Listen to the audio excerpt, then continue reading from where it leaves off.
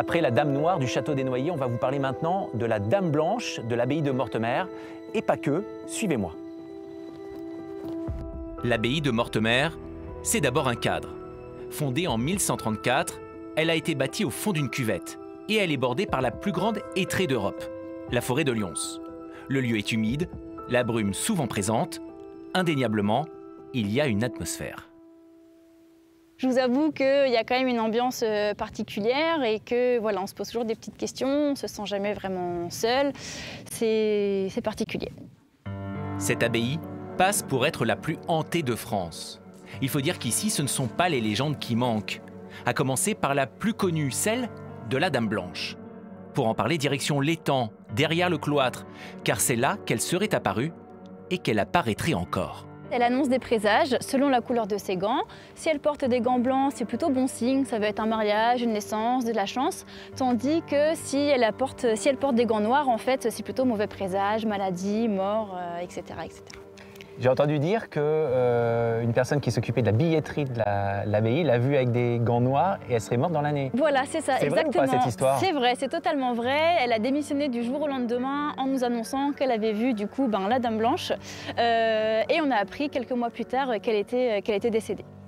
Autre histoire qui se serait produite en 1984, celle de la Garache.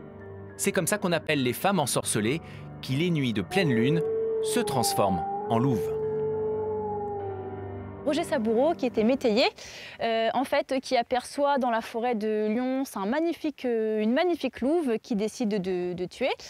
Sauf qu'au petit matin, en rentrant chez lui, il se rend compte qu'il a malheureusement tué sa femme. Allons maintenant à l'intérieur de l'abbaye. Après un rapide passage par le musée où chaque légende est relatée, nous nous rendons au cellier. C'est là que le sang a coulé dans l'abbaye. En effet, au moment de la Révolution française, les 4 derniers moines ont été sauvagement assassinés et leurs fantômes seraient réapparus au XXe siècle.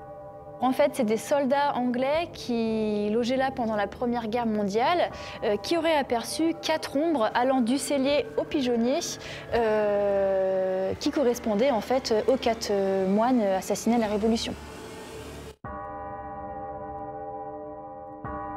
À l'étage, dans les appartements privés des propriétaires, il y a une chambre. La chambre rose. La chambre rose est souvent fermée et ne se visite jamais. Elle est rarement évoquée dans les guides. Pourtant, cette petite pièce en a fait trembler plus d'un. Une infirmière qui a logé dans cette chambre et puis elle avait accroché à un porte-manteau sa grande cape d'infirmière. Et toute la nuit, la cape s'est baladée à droite, à gauche. Et l'infirmière, elle n'a pas pu dormir de la nuit. Et le lendemain matin, elle est partie le plus vite possible. C'est vrai que ça a été hanté, mais ça a été beaucoup exorcisé. Ça a été vraiment fait plusieurs fois. Après, il nous reste moins de fantômes certainement qu'avant. Mais enfin, de temps en temps, ce qui est agréable pour moi, c'est que je me sens jamais toute seule.